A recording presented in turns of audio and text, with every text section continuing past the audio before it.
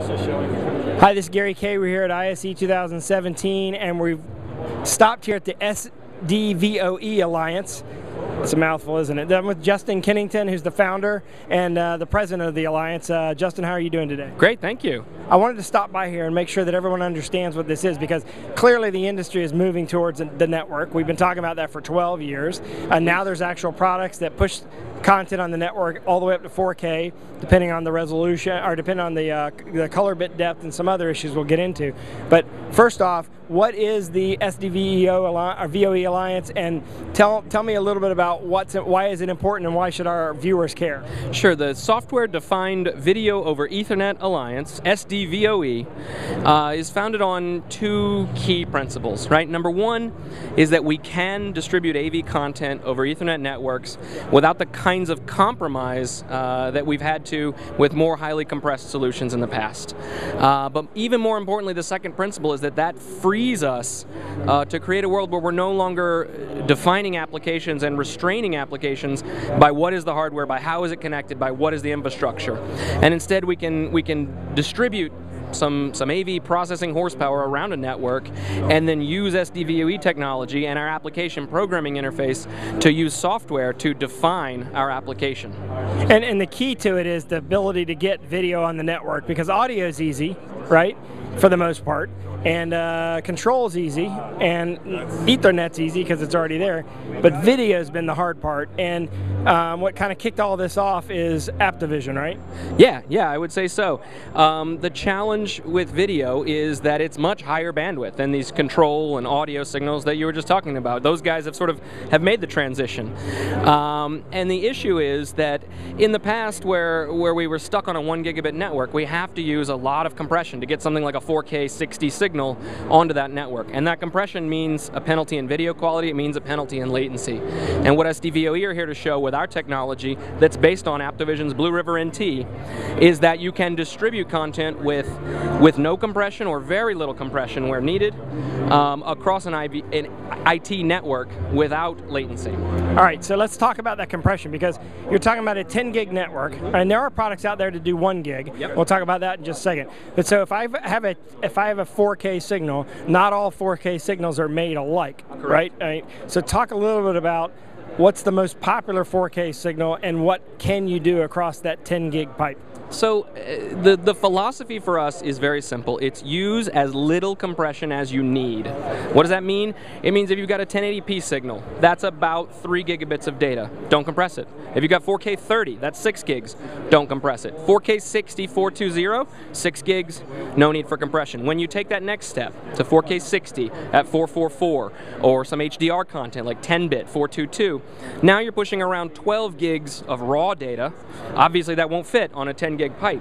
So then we employ an ultra lightweight compression engine it's almost rudimentary, right? It's not that we're some sort of codec compression geniuses. It's simply that we use very little compression, and we take that 12 gig signal and, looking at only 5 lines of data at a time, compress it down to around 9 gigs so that it fits in the 10 gig pipe and leaves that extra 1 gig always available for a data user channel. Okay, so I'm going to back up a little bit, make sure I get to, so 4K, 444, 60 Yep. at 8-bit. That's right. Okay, 8-bit color is about 13 gig of data, and you're compressing it down to 10 gig of data. About 9. 9 gig of data. I guess you have to do 9 because you have to have some bandwidth left to run the network. That's it. If it's not a dedicated network. We always leave the full 1 gigabit there so that a data user who's accustomed to a 1 gig network still has that fully available. Okay, so you're taking the 13 gig signal down to 9 gigs so that they still have 1 gig left, which is what we want the corporate world to have right now, is a 1 gig network everywhere. Okay, so then what happens when you go to 4K, 444, 60, 10-bit? Do you have a solution for that? And then 16-bit, do you have a solution for that, or is that coming in the future, or what are the thought process on that? So those you mentioned, I think you said 10-bit 444 and then even higher bit depths. So now we're talking beyond the HDMI 2.0 specification. Right, so like DisplayPort, for example, and the new HDMI, the HDMI Alliance has said that there's a new HDMI standard coming that is 444 10-bit. So that is HDMI. It's not it's not a standard yet, but it's getting ready to be. It's going to be announced here before NAB. Yeah. So therefore, what do we do then? What do we use? Do we wait? Is that something Activision's working on next? Right. Just an idea. These are our roadmap items, right? In some sense, my job is easy because the roadmap is just, well, hey, what's the next high-end format? Okay, let's support that. Okay, let's support that. So we're certainly have our eyes closely on that. We're going to get there. Meanwhile, today, unlike what you may have heard elsewhere, we are the first 4K 60 8-bit 444 over IP solution, and our solution's been out there for a year. And furthermore, we're even showing off today some more advanced formats, not at these even higher than HDMI today bit rates, but for example, right here on this display, this is 4K 24 hertz, but 12-bit 422 HDR content. All right, so you are doing other frame rates as well, other than 30 and 60. 24 frames would be ultimately sort of straight film conversion without any line changes. That's what the content we have here is provided by our friends at Sony. Right, so it'd be a movie that's converted directly over. All right. So I just want to make sure that I get this so that, because this is going to be an issue of confusion, concern by the industry, to make sure that they're not doing the wrong things with 4K, because ultimately they're going to serve their customers in 4K resolution, right? Yep. So, and of course doing 4K 30 hertz at 444, that's easy with HDR. I mean, that's almost, how much bandwidth is that? You said 3 gig or 6 gig? Raw data, we're talking about 6 gig. 6 gig, so no compression at all for that kind of stuff. None needed. Okay. So now, to join the alliance, I know you have manufacturers. You have Christie, you have Netgear, you have Sony, ZV, you have DVI Gear, you have Aurora. I mean, Xilinx, you've got a bunch of companies in here. What about from an integrator standpoint? What do you want integrators to know about this? Because obviously for manufacturers, you want them to join it and understand the value of it, and that way you have compatibility among products and technologies. We know that there's a quality reference standard there. But what about for integrators?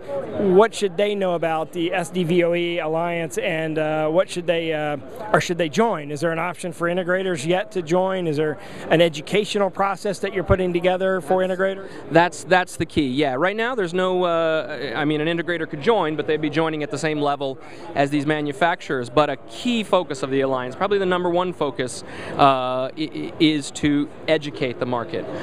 Here at ISE, we launched our very first trainings just yesterday. I gave 3 sort of hour-long introductory sessions. We had registration spots available for 120 students in 3 classes, and we had over 200 attendees show up. So clearly there's some real demand for learning, and we want to teach them what this technology is, what it's capable of, what it enables them to achieve. And then as we get into more of the nitty-gritty, well, hey, thinking about how to design an Ethernet network for this is different than how to design a matrix switch, and we're going to offer training on that, how to sort of bridge that gap between this is high-end IT and high-end AV.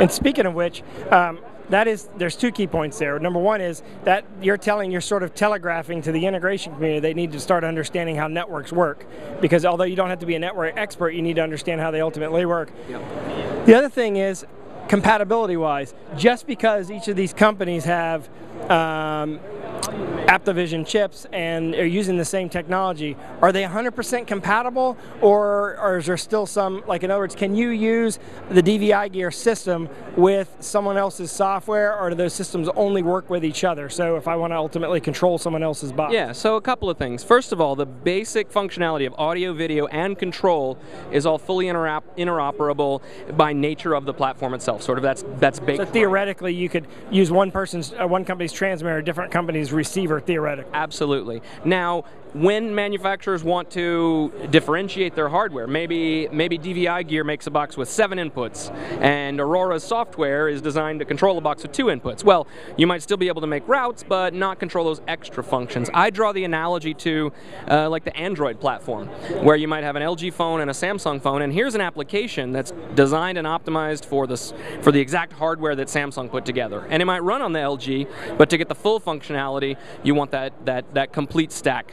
That totally makes sense. And that is a difference between the HDBaE Alliance, right? Yeah. Because there isn't interoperability and compatibility in the sense that if you use one manufacturer's transmitter, the other manufacturer's receiver might not work, and in many cases doesn't work. They, I think early on there were some struggles to understand the needs to standardize, especially around the control aspects. Right.